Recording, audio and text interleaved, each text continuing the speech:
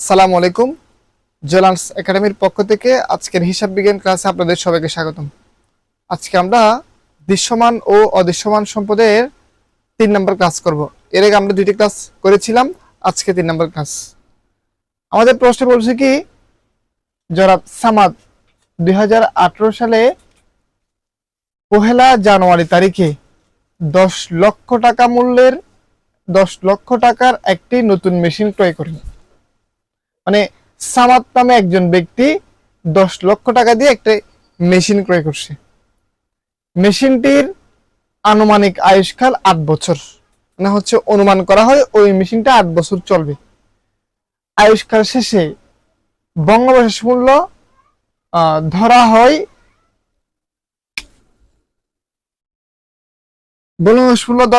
1,20,000 টাকা। ওই মেশিনের হচ্ছে বঙ্গবয়স মূল্য 1,20,000 টাকা। জনাব সামাদ প্রতি বছর 31 ডিসেম্বর তারিখে তার হিসাব বন্ধ করেন।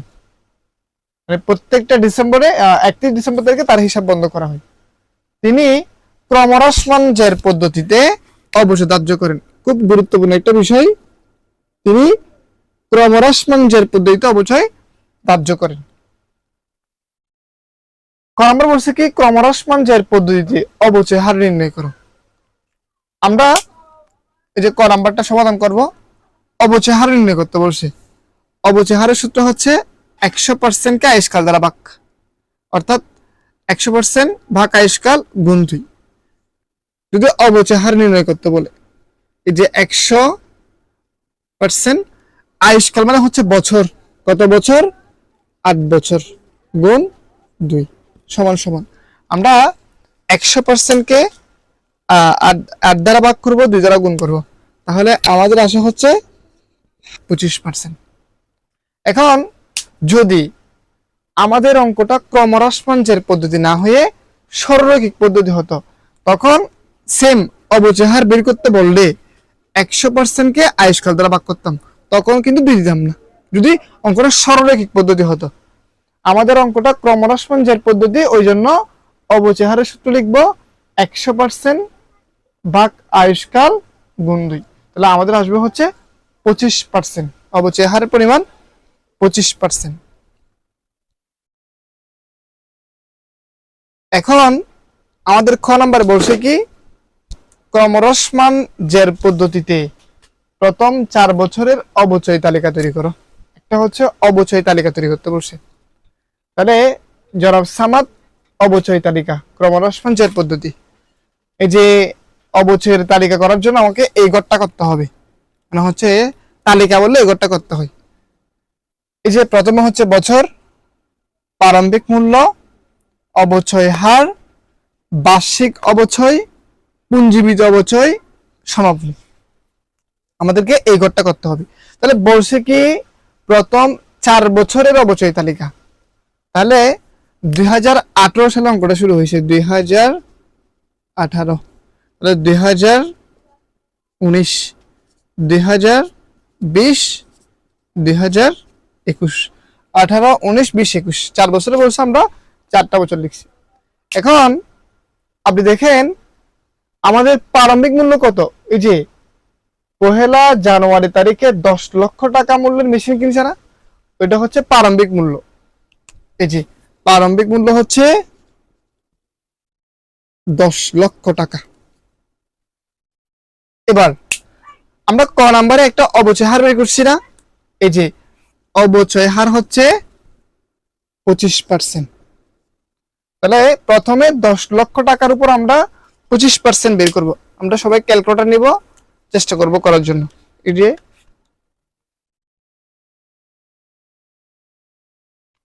গুণ 25%, তাহলে হচ্ছে 10 লক্ষ টাকার 25% হচ্ছে 2,50,000 টাকা।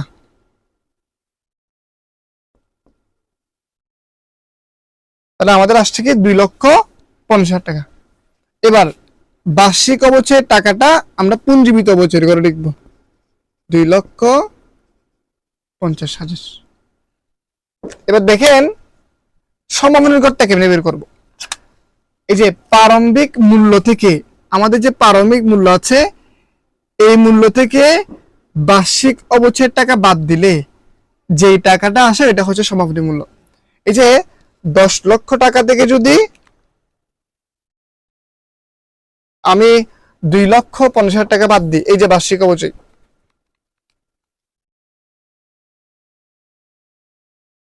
তাহলে আমাদের আসে 7,50,000 টাকা। এই যে আমাদের আসা হচ্ছে 7,50,000 টাকা, 7,50,000 টাকা।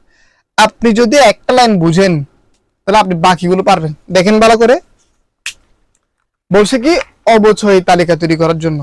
কয় বছরের? 4 বছরের। তাহলে আমরা অবচয় তালিকা তৈরি করার জন্য এটা গড় করছি। বছর, প্রারম্ভিক মূল্য, অবচয় হার, বার্ষিক অবচয়, পুঞ্জীবিত অবচয়, সমাপনী। তাহলে আমাদের বছর 18, 19, 20, 21 দিলাম। প্রারম্ভিক মূল্য কত টাকা? 10 লক্ষ টাকা। এবার অবচয় হার কত পার্সেন্ট? আমরা কত বের করছি? অবচয় হার 25%। যদি ক নাম্বার অবচয় হার না বলতো তখন আমরা নোট আকারে এটা বের করে নিতাম।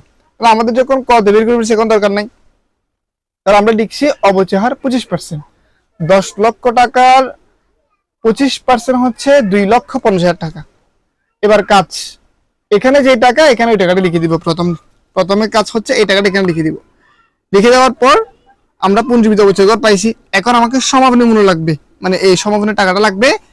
প্রারম্ভিক মূল্য থেকে বার্ষিক অবচয় টাকা বাদ দিলে যেটা হয় সেটা হচ্ছে সমাপনী টাকা। এবার কাজ হচ্ছে 19 সাল বের করব। এই যে টাকাটা আমরা এখানে লিখব 7,50,000 টাকা।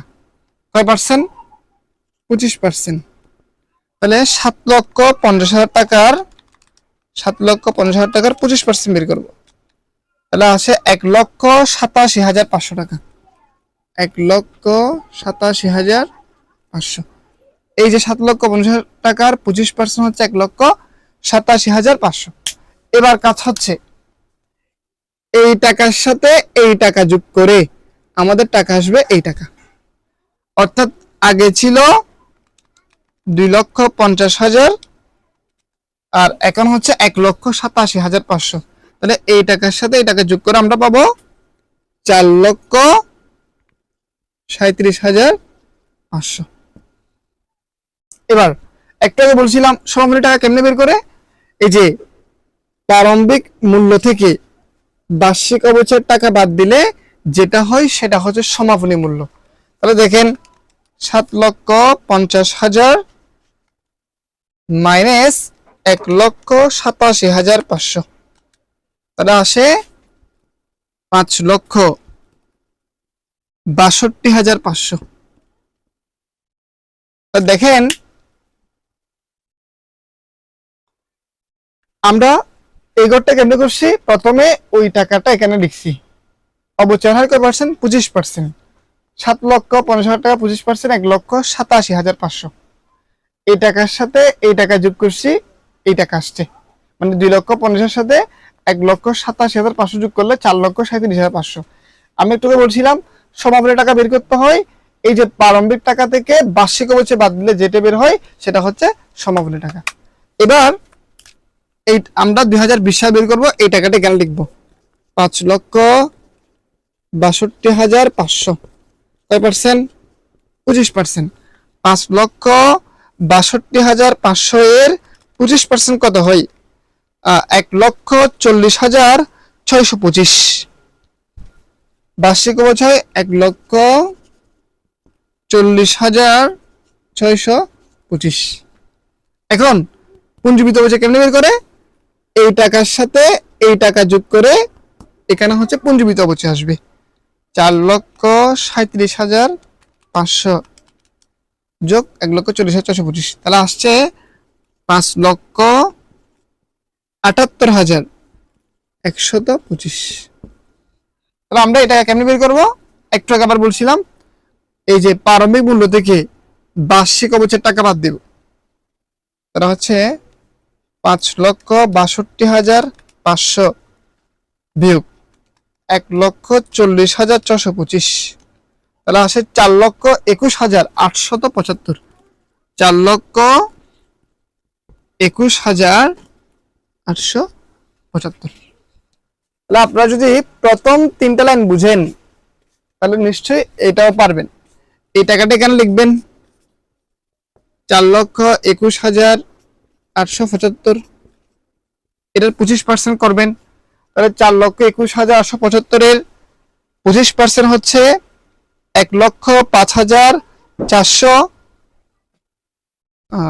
কত আসছে 4,21,875, 4,21,875 এর 25%,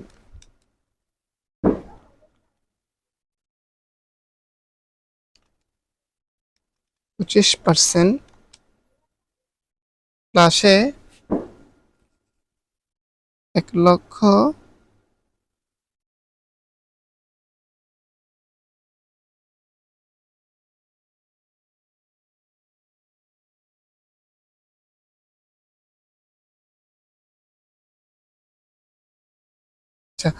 এবার আমরা এই টাকার সাথে এই টাকা যোগ করব, তাহলে আমাদের আসে এখানে দশমিক আসছে।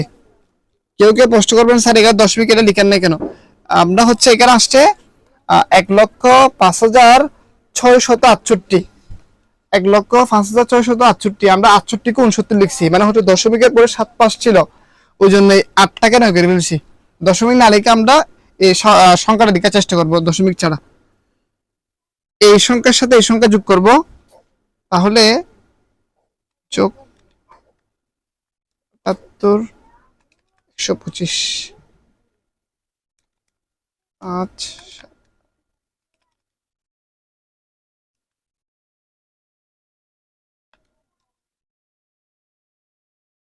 আমাদের আসে 6,83,594, 6,83,594, মানে হচ্ছে এই পুঞ্জীবিত অবচয়ের টাকার সাথে ওই 21 সালের অবচয়ের টাকা যোগ করলে আমাদের এই টাকাটা বের হয় 6,83,594। এখন এই টাকা কেমনে বের করব? আমাদের প্রারম্ভিক মূল্য থেকে বার্ষিক অবচয়ের টাকা বাদ দিলে আমাদের এই টাকাটা বের হবে। আমরা 4,21,875 বিয়োগ 1,54,069 বিয়োগ করলে আমাদের আসে 3,16,406, 1,05,469, অর্থাৎ 4,21,875 থেকে 1,05,469 বিয়োগ করলে 3,16,406 আমাদের এই সংখ্যাটা আসবে। এখন বিষয়টা হচ্ছে, আমি সংক্ষেপে আরেকবার বলি, আমাদের বলছে কি অবচয় তালিকা তৈরি করার জন্য। অবচয় তালিকা বললে আমরা এই করতে করব কোন পদ্ধতি? ক্রমহ্রাসমান জের পদ্ধতি। আচ্ছা, তাহলে বছর, প্রারম্ভিক মূল্য, অবচয় হার, বার্ষিক অবচয় আমরা এই করতে করছি। প্রথম কাজ প্রারম্ভিক মূল্য, ওই যে 10 লক্ষ টাকা, 10 লক্ষ টাকা লিখলাম। তাহলে কয় পার্সেন্ট? আমাদের অবচয়ের হার আসছে কতে 25%। এই টাকার উপর 25% দিলে 2,50,000 টাকা আসে। প্রথম কাজ এই টাকাটা এখানে লিখে দেওয়া। এরপর সমাপনী মূল্য বের করতে হয় কেমনে? প্রারম্ভিক মূল্য থেকে বার্ষিক অবচয় বাদ দিলে সমাপনীর টাকা আসে। এরপর এই টাকাটা আমরা এখানে লিখবো, 25% দিলে 1,87,500 হয়। এখন পুঞ্জীবিত বছর করতে কেমনে করব? এই টাকার সাথে এই টাকা যোগ করলে এখানে পুঞ্জীবিত বছর বের হবে। এখন সমাপনী টাকাটা কেমনে আসবে? প্রারম্ভিক মূল্য থেকে বার্ষিক অবচয়ের টাকা বাদ দিলে আমাদের সমাপনী টাকা আসবে। এবার এই টাকাটা আবার এখানে লিখবো, 25% করলে এটা হয়, এটার সাথে এটা যোগ করছি, এটা হয়েছে। এই টাকার থেকে বার্ষিক অবচয় বাদ দিছি, প্রারম্ভিক মূল্য থেকে বার্ষিক অবচয় বাদ দিছি, এই টাকাটা আসছে। আবার এটা এখানে লিখলাম, 25% করলে এই টাকা হয়। এখন এটার সাথে এটা যোগ করছি, এটা আসছে। এটার থেকে অর্থাৎ প্রারম্ভিক মূল্য থেকে বার্ষিক অবচয় বাদ দিলে এই টাকাটা আসে। এখন আমরা গ নাম্বার প্রশ্নটা দেখব। বলছে কি 2018 এবং 19 সালের প্রয়োজনীয় জাবেদা দাখিলা দাও। আমরা এখন জাবেদা করব। এখন আমরা হচ্ছে জাবেদা করব।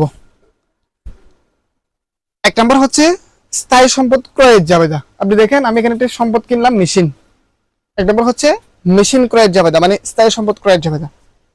দুই নম্বর হচ্ছে আপনারা যারা প্রথম ক্লাস করছেন তারা দেখছেন এগুলা। প্রথমে হচ্ছে সম্পদ ক্রয়ের জাবেদা, দুই নম্বর হচ্ছে অবচয়ের জাবেদা, তিন নম্বর হচ্ছে অবচয় বন্ধের জাবেদা। এখন আমরা একটা মেশিন কিনলাম, তাহলে জাবেদা হচ্ছে মেশিন কিনছি,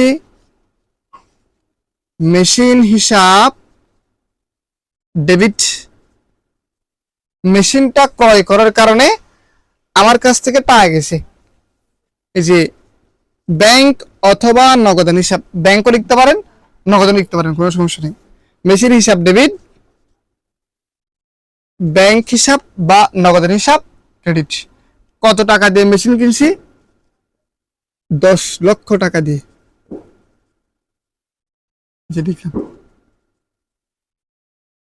কত সালের? 2018 সালের। কোন মাস? জানুয়ারি 1 আমরা মেশিন কিনছি, মেশিন হিসাব ডেবিট আর ব্যাংক হিসাব ক্রেডিট।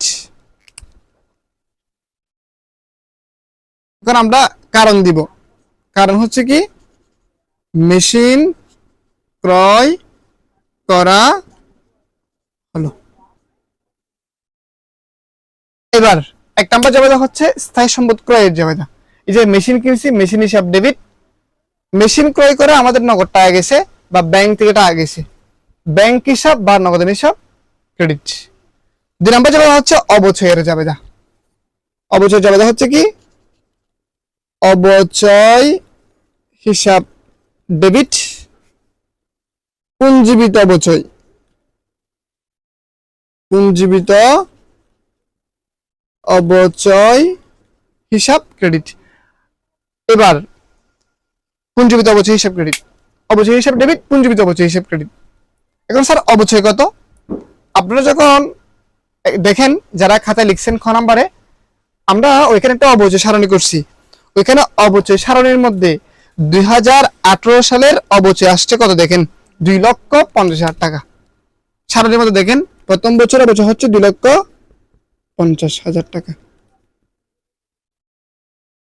এবার আমার প্রশ্ন, আমরা তো এখানে জানুয়ারি 1 লিখছি, আমরা স্যার এখানে কি লিখবো? এখানে লিখবো হচ্ছে 31 জানুয়ারি 31 তারিখ। কেন? অবচয় তো বছরের শুরুতে হয় না, এটা হচ্ছে শেষে হয়, মানে হচ্ছে জিনিসটা শেষে ধরা হয়, ওই জন্য আমরা 31 তারিখ লিখবো। আচ্ছা যাই হোক, এটা নিয়ে কোনো সমস্যা নাই, এটা আমরা অঙ্ক করতে শিখবো। এখানে মূল বিষয় হচ্ছে প্রথমে স্থায়ী সম্পদ ক্রয়ের জাবেদা, মানে মেশিন কিনছি, মেশিন হিসাব ডেবিট, মেশিন ক্রয় করার কারণে আমার কাছ থেকে নগদ টাকা গেছে বা ব্যাংকের থেকে টাকা গেছে, ওই জন্য হচ্ছে ব্যাংক হিসাব ক্রেডিট। দুই নম্বর হচ্ছে অবচয়ের জাবেদা, অবচয় হিসাব ডেবিট, পুঞ্জীবিত অবচয় হিসাব ক্রেডিট। এখন টাকা হচ্ছে স্যার 2,50,000 কেমন করে আসছে? আপনি দেখেন খ নাম্বারে অবচয় সারণী করছেন, ওইখানে হচ্ছে 2018 সালে অবচয়ের পরিমাণ 2,50,000 টাকা। তাহলে আমরা এখানে লিখবো অবচয় হিসাবভুক্ত করা হলো, কারণটা আপনারা দিয়ে দিবেন। এরপর 3 নম্বর হচ্ছে অবচয় বন্ধের জাবেদা। আমরা শিখছিলাম অবচয় বন্ধের জাবেদা কি, আয় বিবরণী হিসাব ডেবিট, কি বন্ধ করব? অবচয় বন্ধ করব, তাহলে হচ্ছে অবচয় হিসাব ক্রেডিট। এখন আমাদের অঙ্কটা তো সরলরৈখিক পদ্ধতি না, যদি আচ্ছা এটা পর আসতেছে বিষয়টা, এটা হচ্ছে 19 সালে আসবে, সরি এটা 19 সালে করবো আমরা। তাহলে অবচয় বন্ধের জাবেদা, অবচয় বন্ধের টাকা কত? 2,50,000 টাকা। যেটা বলছি সরলরৈখিক না, এটা হচ্ছে পরে আসবে, আমাদের 2 বছরে বলছে না 18-19 সাল, 19 সাল করলে তখন আসবে। আচ্ছা প্রথমে স্থায়ী সম্পদ ক্রয়ের জাবেদা, 2 হচ্ছে অবচয়ের জাবেদা, 3 হচ্ছে অবচয় বন্ধের জাবেদা। এই যে অবচয় বন্ধ করছি, আয় বিবরণী ডেবিট, যাকে বন্ধ করব ও হচ্ছে ক্রেডিট। এই যে অবচয়কে বন্ধ করতেছি, অবচয় হিসেবে ক্রেডিট। টাকা কত? 2,50,000 টাকা। এবার আমাদের বলছে কি 2018 এবং 2019 সালের জাবেদা, আমরা এখানে যে জাবেদা দিছি এটা তো 2018 সালের জাবেদা, এখন আমাকে 2019 সালে জাবেদা দিতে হবে। তাহলে আমরা 2019 সালের জাবেদা দিব। 2019। এবার দেখেন এখানে একটা বিষয় বুঝার আছে। বিষয়টা হচ্ছে আমরা 2018 সালে সম্পদ কিনছি, ওই জন্য 2018 সালে মেশিন হিসাব ডেবিট, ব্যাংক হিসাব ক্রেডিট লিখছি। আপনি দেখেন তো আমরা কি 2019 সালে কোনো সম্পদ কিনছি? না, আমরা 2019 সালে কোনো সম্পদ কিনি নাই। তাহলে আমরা হচ্ছে 2019 সালে সম্পদে জমা দিতে পারবো না। আমরা 2019 সালে জমা দেবো কি? অবচয় হিসাব ডেবিট, পুঞ্জীবিত অবচয় হিসাব ক্রেডিট। কারণটা দিয়ে দিবেন। অবচয় ধার্য করা হলো, কারণ হচ্ছে কি অবচয় ধার্য করা হলো। এখন এরপর হচ্ছে অবচয় বন্ধ চাপা দিব। অবচয় বন্ধ চাপা দেওয়া হচ্ছে আগের মতো আবার এই জাবেদাটা লিখে দিব। আমরা এই দুইটা আবার লিখে দিব। আয় বিবরণী হিসাব ডেবিট, যাকে বন্ধ করব মানে হচ্ছে অবচয়কে বন্ধ করব, অবচয় হিসাব ক্রেডিট। মানে বিষয়টা হচ্ছে আমরা আবার 2018 সালের এই দুইটা জাবেদা নিচে দিছি, আর কোনো কিছু না। এবার টাকা নিয়ে সমস্যা। এই যে একটুকে বলছিলাম আমার অঙ্কটা কি, এটা হচ্ছে ক্রমহ্রাসমানজের পদ্ধতি। একটা হচ্ছে সরলরৈখিক পদ্ধতি, একটা হচ্ছে ক্রমহ্রাসমানজের পদ্ধতি। যদি অঙ্কটা সরলরৈখিক পদ্ধতি হতো, প্রত্যেক বছর অবচয়ের পরিমাণ সমান, তখন আমি এখানে 2,50,000 টাকা লিখতাম, মানে ওই যে আগের অবচয়টা। কিন্তু আমার অঙ্কটা সরলরৈখিক পদ্ধতি, সরি ক্রমহ্রাসমানজের পদ্ধতি, মানে এখানে হচ্ছে অবচয়ের পরিমাণ কি নয়, সমান নয়, মানে হচ্ছে অসমান। তাহলে আপনি এবার দেখেন তো, আপনি যে একটা চার্ট করছেন, অবচয় সারণী করছেন, ওই সারণীর মধ্যে 2019 সালের অবচয়ের পরিমাণ কত? ওই সারণীতে 2019 সালের অবচয়ের পরিমাণ হচ্ছে 1,87,500 টাকা। 1,87,500। তাহলে আমরা কাকে বন্ধ করছি? এই অবচয়টাকে বন্ধ করছি। আয় বিবরণী ডেবিট, অবচয় হিসেব ক্রেডিট, কত টাকা? 1,87,500 টাকা। যদি আবার বলি বিষয়টা, যদি অঙ্কটা সরলরৈখিক পদ্ধতি হতো, তখন আমরা 2,50,000 2,50,019 সালে লিখতাম। আমার অঙ্কটা ক্রমহ্রাসমানজের পদ্ধতি হওয়ার কারণে, ক্রমহ্রাসমানজের পদ্ধতিতে অবচয়ের পরিমাণ সমান না, অবচয়ের পরিমাণ হচ্ছে অসমান, মানে হচ্ছে ভিন্ন ভিন্ন। ওই জন্য আমরা 2019 সালে ওই অবচয়ের টাকাটা লিখছি। আমরা ইনশাল্লাহ ধারাবাহিকভাবে অধ্যায়টা শেষ করে দেবো আপনাদের ক্লাস দিয়ে। যদি আপনাদের কোনো সমস্যা থাকে ক্লাসের মধ্যে, তাহলে অবশ্যই কমেন্টে জানাবেন। ধন্যবাদ সবাইকে। আসসালামু আলাইকুম।